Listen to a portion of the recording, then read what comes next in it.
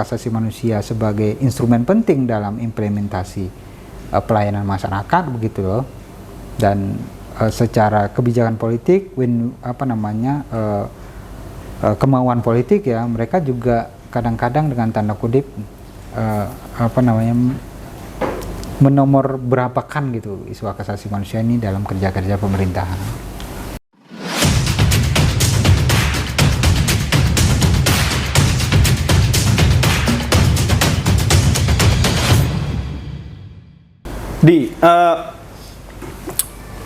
Sepemahaman awam saya kan persoalan hak asasi manusia ini sebenarnya kan diskursusnya itu sudah mulai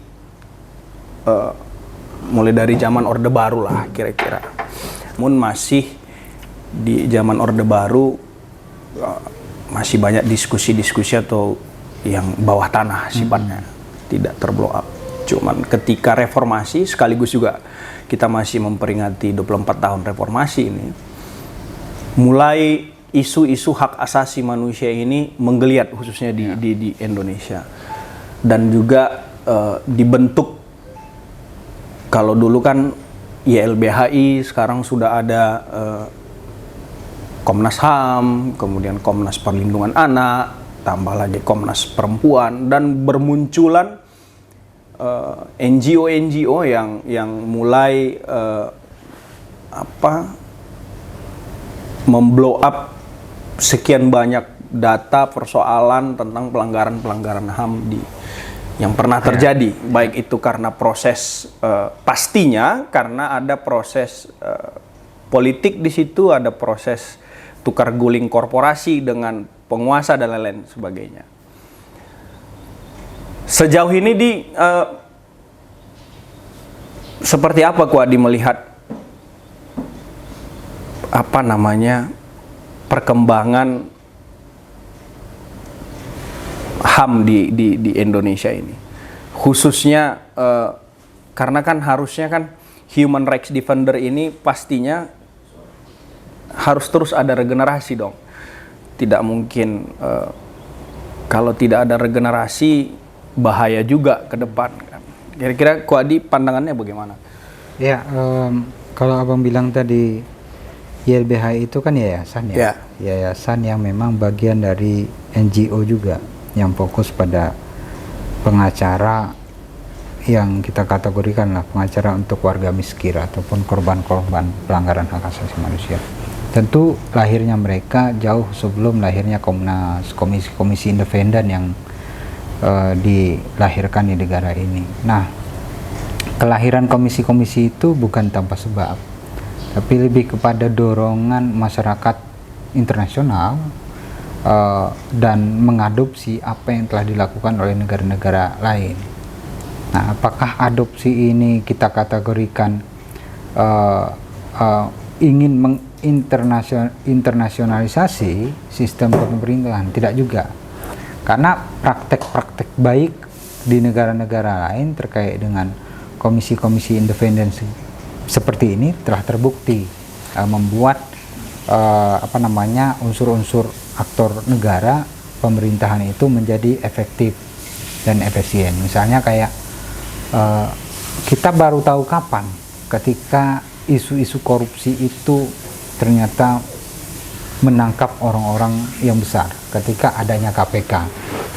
Nah, kita baru kapan sebuah tindakan dan aktor negara itu dikategorikan pelanggaran hak asasi manusia secara real gitu, ketika adanya Komnas HAM. Nah, kita tahu kapan itu pelayanan publik efektif dan tanpa masyarakat itu mendapatkan pelayanan yang maksimal gitu, ketika ada ombudsman gitu.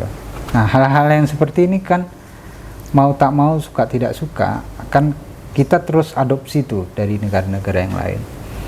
Nah, bahkan isu hak asasi manusia sekarang ini menyeret juga aktor lain, misalnya kayak korporasi.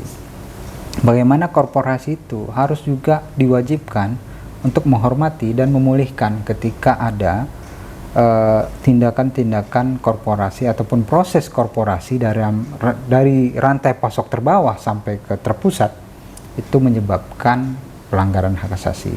Jadi dalam beberapa tahun terakhir ini perkembangan hak asasi manusia sudah cukup pesat. Dia tidak lagi berbicara soal pentingnya aktor negara dalam menjamin tidak terjadinya pelanggaran hak asasi manusia, tapi juga menyasar entitas yang lain, misalnya kayak korporasi. Kenapa itu terjadi? Karena masyarakat internasional menyadari ternyata korporasi juga berkontribusi menjadi aktor pelanggaran hak asasi manusia. Nah, sehingga sekarang ini dikenallah isunya dengan bisnis dan hak asasi manusia. Nah, itu dikeluarkan oleh Perserikatan Bangsa-Bangsa sebagai kerangka acuan ataupun pedoman dasar bagaimana mengimplementasikan bisnis dan hak asasi manusia di tubuh korporasi. Nah, sekarang lagi berjalan tuh, lagi hot tuh di dunia. Dari sekitar 8.000 entah 80.000 entitas korporasi itu diteliti oleh seseorang yang namanya John Ruggie, diteliti, dan ribuan juga diteliti aktor negara dan juga masyarakat sipil bagaimana menemukan konsep ini. Nah, konsep inilah yang dinamakan bisnis dan hak asasi manusia. Nah, sejauh nah ini kan negara kita ini kan sekarang lagi marak-maraknya pembangunan infrastruktur nih. Ya. Sangat marak malah menjadi bisa dibilang sebagai jargon utama lah.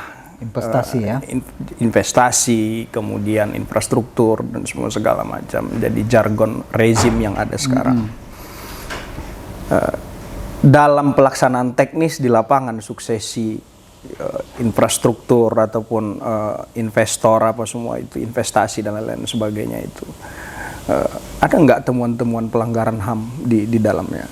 Kalau di Sumatera Utara misalnya kayak pembangunan jalan tol ya, arah ke Stabat itu ya, yang terputus, itu kan berhadapan dengan teman-teman masyarakat petani BPRPI. Terkait lahan juga? Terkait lahan tuh, pembebasan lahannya. Nah, ini juga berpotensi melanggar hak asasi. Kenapa? Kalau masyarakatnya tidak mau berdamai dengan apa yang diinginkan oleh negara, maka masyarakatnya itu akan dikategorikan ia tidak cinta tanah air lah, ia cinta bangsa lah, tidak mendukung infrastruktur yang dibangun oleh bangsa lah, sehingga terjadilah benturan narasi antara masyarakat kelompok ini dengan masyarakat yang lain. Nah, itu temuan kita. Kemudian secara implementasi sebenarnya masyarakat sekitar masyarakat petani itu bukan menolak pembangunan infrastruktur, tapi lebih kepada jaminan penghidupan yang layak pasca tanah mereka itu hilang, gitu. Ya, ini juga saya temukan di ini, walaupun tidak ada penelitian mendalam ya, karena pasar bengkel Perbaungan, ya, betul-betul jadi kota mati, ya, jadi kecamatan mati.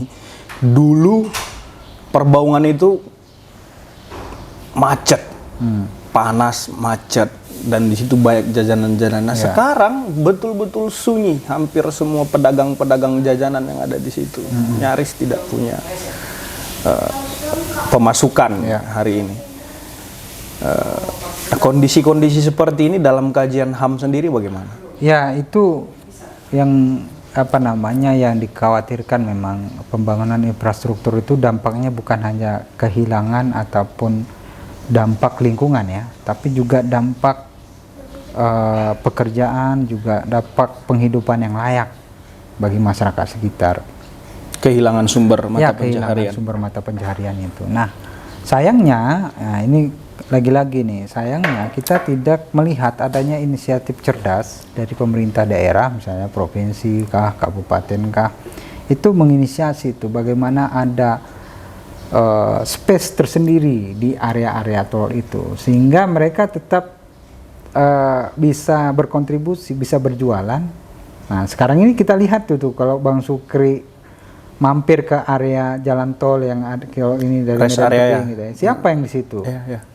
Nah itu kan ada Indomaret, bahkan kan itu pendatang baru tuh. Ada Indomaret, ada Alfamart dan ayam penyet yang memang itu sudah dimiliki oleh korporasi-korporasi besar ya.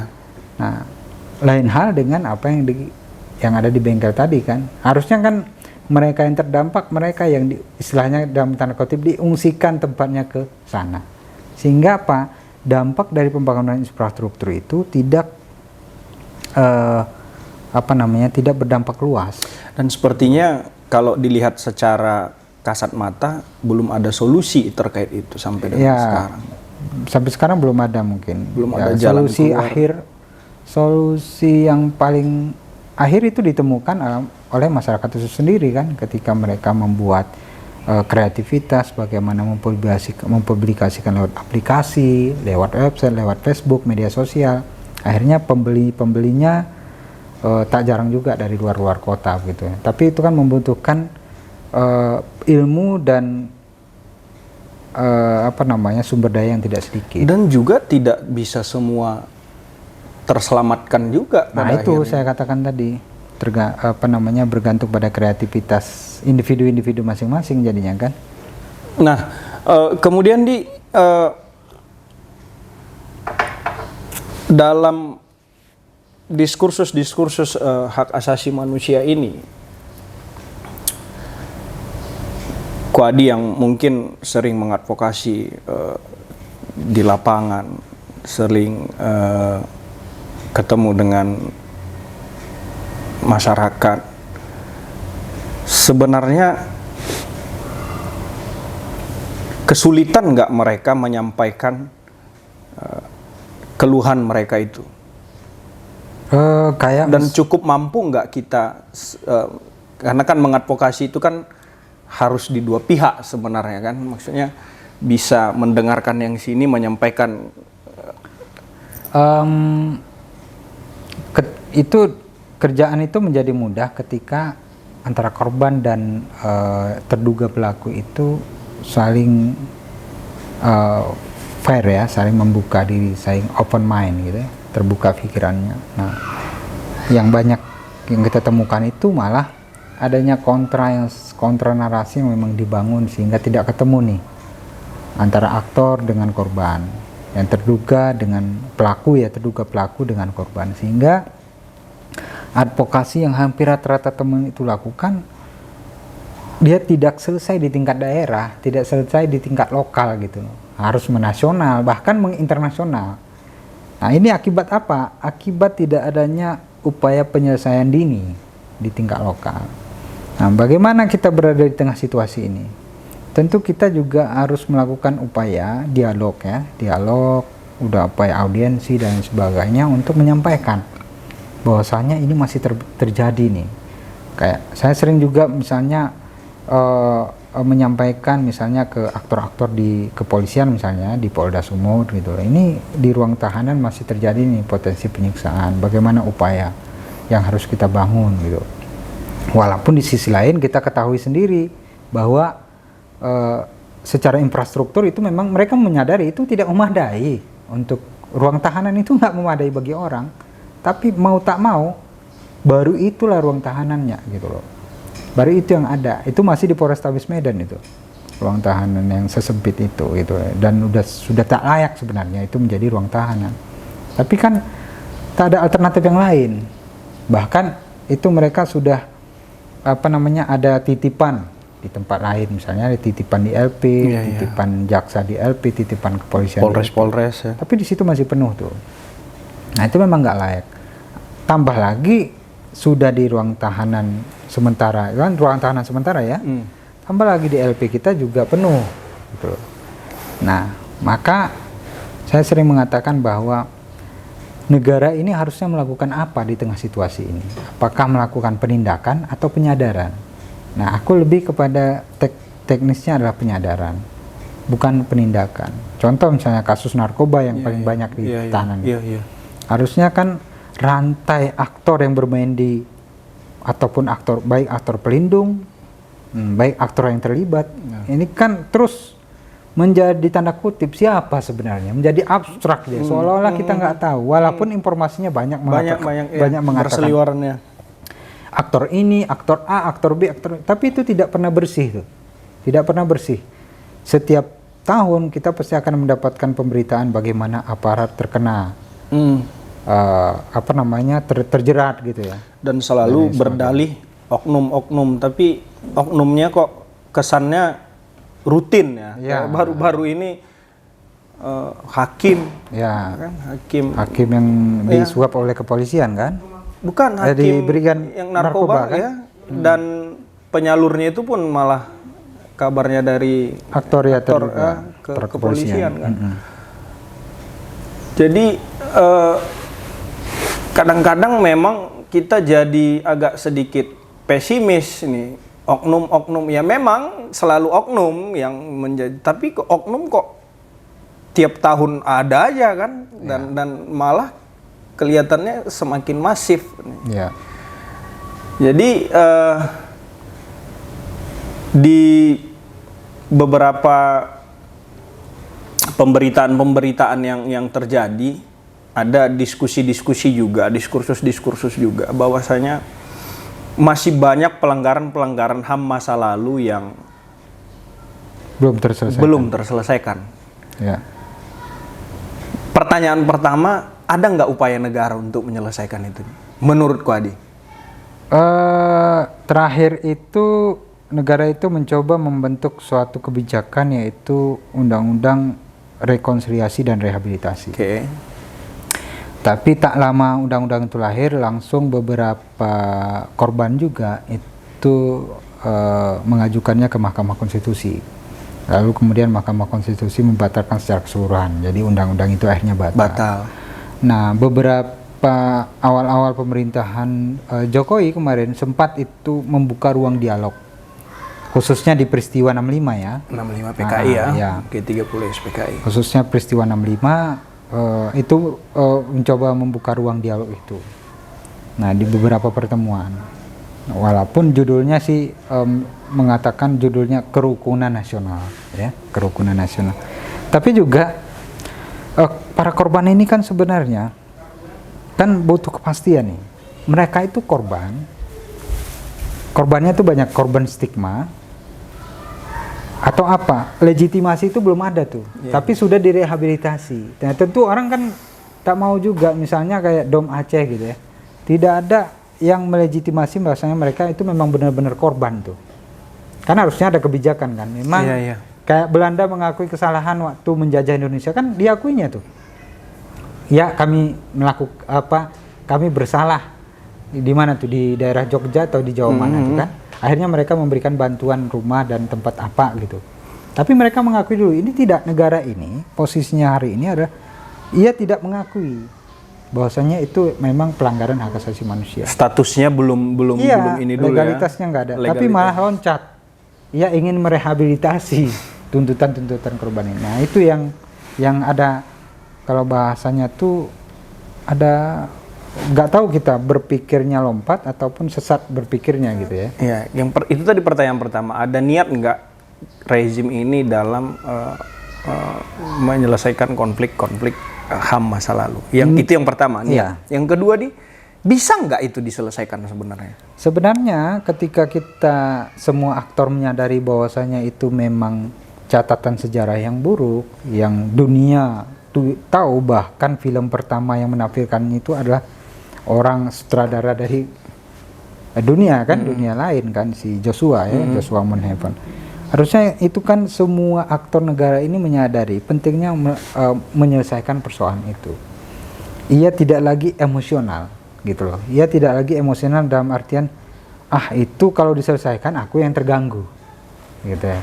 Dan yang sana pun itu yang selesaikan aku yang bakal kena. Ini bukan soal menyeret pelakunya, tapi ini soal bagaimana supaya peristiwa itu tidak berulang, Bang.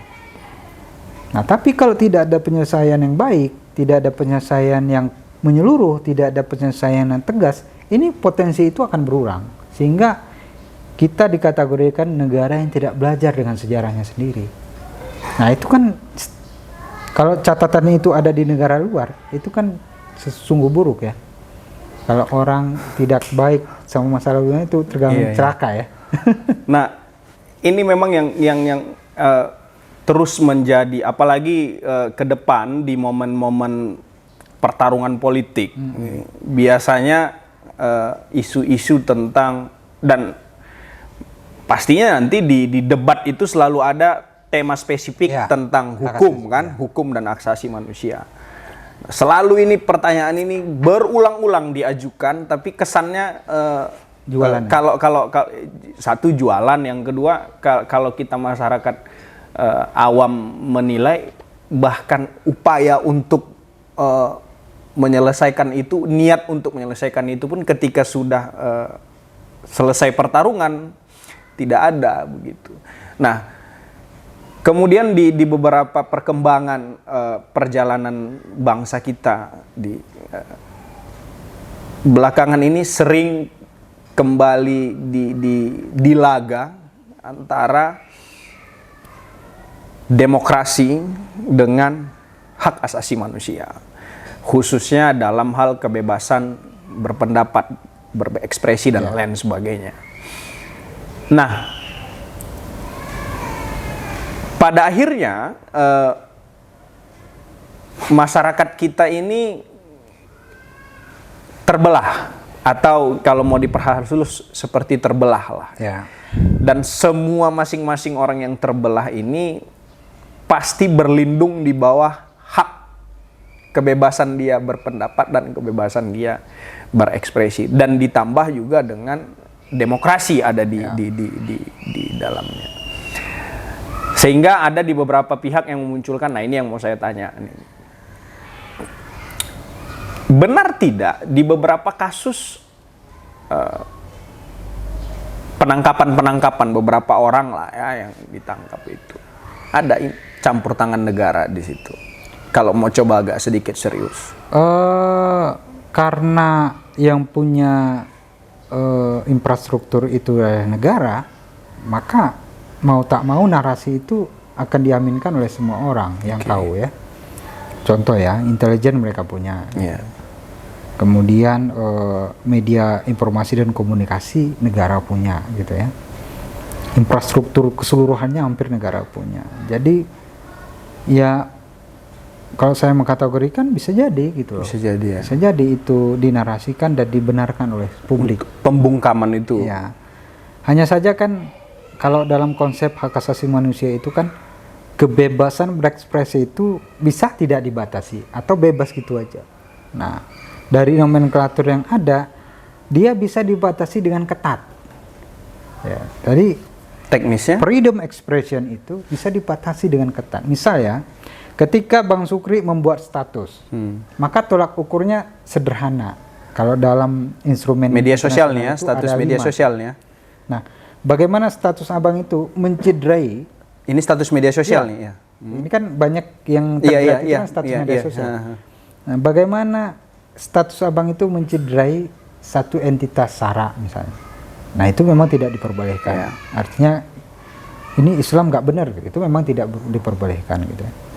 Nah, kemudian bagaimana status Abang itu secara spontan publik ini membuat marah, kayak kasus dosen dan pegawai USU itu misalnya. Itu kan tidak ada dampak signifikan, tapi karena memang saat itu publiknya sedang gencar-gencarnya memberantas terorisme, dan mungkin statusnya tuh dia dalam tafsiran pikirannya dia meragukan tuh terorisme bisa masuk ke markas kepolisian misalnya kan.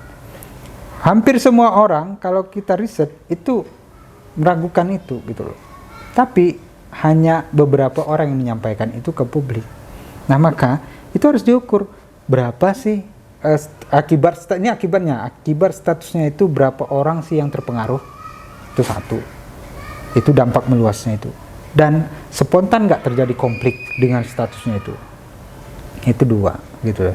Dan berkapasitas nggak dia membuat status itu dan memerintahkan ataupun bisa mengelola secara politik masa-masanya bergerak begitu. Nah, kalau tidak, itu tidak bisa dikategorikan sebagai bukan ancaman ya. Apa namanya yang sering dikenakan itu pasal 27 Undang-Undang ITE itu ya. Tidak bisa gitu loh. Nah, hanya saja memang bagaimana mencerna itu sebagai status yang bisa menggoyang, bukan dengan tanda kutip ya, kekhawatiran negara ini menurut saya itu bisa membuat semua orang tidak punya batasan lagi. Ya kalau memang itu mau dikategori kalau memang itu diatur oleh negara, maka adopsilah kerangka acuan instrumen internasional itu menjadi pedoman sehingga ada akuntabilitas dalam penyelesaiannya. Semua kasus yang terjerat Undang-Undang ITE itu ketika dimintai akuntabilitasnya di peradilan itu hampir semua masuk kategori tidak memenuhi unsur keadilan. Karena apa? Kasus Prita yang memberitakan soal rumah sakit kan, akhirnya kan dia mendapat dukungan publik tuh. Iya. Nah, Koin ya. Sebegitu buruklah apa penegakan hukum kita ini, gitu loh. Di penghujung diskusi kita ini, cerita-cerita kita ini, Abang ingin menyebutkan beberapa nama tokoh atau nama negara. Abang pengen Ko Adi mengeluarkan kira-kira kalau saya sebut ini apa yang terpikir gitu. Langsung bisa di ini ya. Yang pertama yang mau saya sebut Wiji Tukul. Ya, dia itu kan mencoba mengekspresikan bagaimana situasi perpolitikan di Indonesia ini ya, dan ancaman bagi dirinya begitu kuat sehingga dia buat dan dia keluarkan dengan puisi dan lain sebagainya, itu nyanyian dan lain sebagainya. Dia itu merupakan human rights defender yang dimiliki oleh Indonesia, dan sayangnya kasusnya belum selesai juga. Oke, itu yang pertama. Yang kedua, Abang mau sebut Amerika Serikat. Amerika Serikat ini kan banyak orang mengkategorikan HAM ini lahir di Barat. Nah, kemudian ketika kita kejar di Barat, di mana salah satu alat Amerika gitu ya. Padahal dalam kancah internasional itu tidak semua negara, bahkan ketika terjadi perang Rusia dengan Ukraina dan Amerika mendesak itu merupakan pelanggaran HAM berat, itu ditolak oleh beberapa negara yang memiliki hak veto. Nah, ini menunjukkan bahwasannya negara adidaya Amerika Serikat pun belum tentu ya menjadikan hak asasi manusia sebagai alat. Yang ketiga Munir. Munir ini hampir mirip ya sama Wiji Tukul, cuman mungkin perbedaannya hanya pada sisi aktivitasnya ya. Kalau Wiji Tukul lebih kepada aktivitas soal bagaimana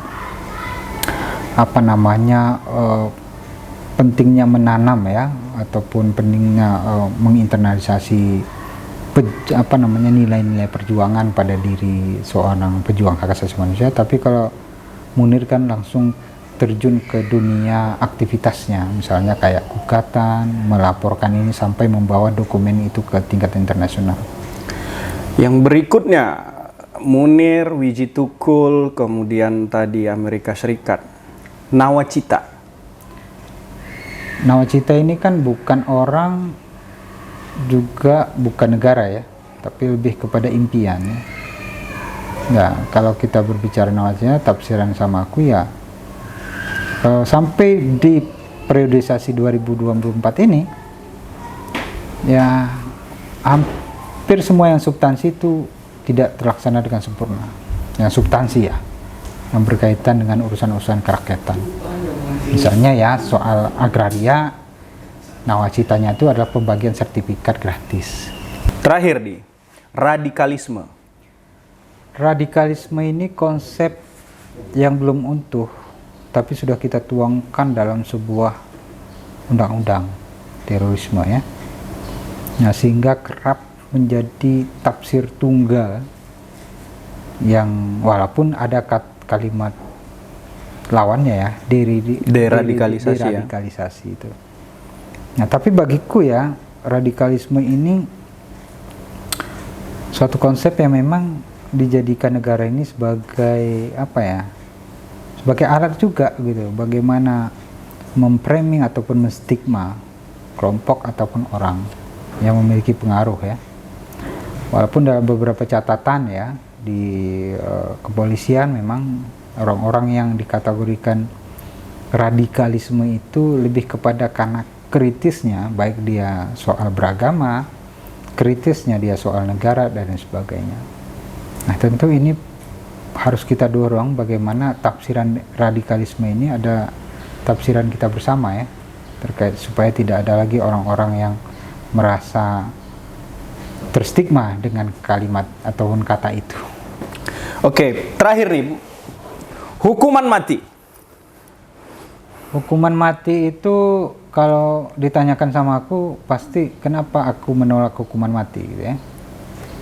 Karena bagi kita ataupun bagi saya hukuman mati itu bukan persoalan hukumannya, tapi sejauh mana efektivitas penerapan hukumannya. Bagaimana mungkin Bang Sukri percaya dihukum mati dengan aktor-aktor yang begitu yang kita ceritakan tadi? Bagaimana perasaan Bang Sukri dihukum mati oleh aktor-aktor yang dengan tanda kutip tangannya masih berdosa? Kalau kalimat sederhananya pendosa dihukum pendosa, kira-kira begitu ya. Nah, itulah kira-kira. Narkoba dihukum mati, tapi sesungguhnya aktornya berkeliaran di mana-mana. Ya bagi kami ya hukuman mati ini bukan soal efektivitas penerapan hukum, tapi lebih kepada bahwasanya kebanggaan secara politik ya. Inilah komitmen kami memberantas narkoba, inilah komitmen kami memberantas dan lain sebagainya itu. Bukan soal efektivitas pengurangan ataupun dan lain sebagainya itu. Oke, terima kasih saudaraku Adi Azam, seorang sahabat, seorang teman, seorang adik, seorang kawan. Terima kasih sudah datang ke podcast GMPI Sumut, berdiskusi, bercerita, sharing-sharing ilmu dan pengetahuan serta pengalaman. Sukses terus, sehat keluarga, anak, semua segala macam. Mudah-mudahan apa yang dikerjakan sekarang mendapat limpahan rahmat dari Allah Subhanahu wa Ta'ala. Amin. Terima kasih kawan-kawan, sahabat-sahabat GMPI dimanapun berada. Jangan lupa like, komen, dan subscribe GMPI Sumut Channel. GMPI sanggup mengatasi tantangan. Terima kasih. Assalamualaikum warahmatullahi wabarakatuh. Waalaikumsalam warahmatullahi wabarakatuh.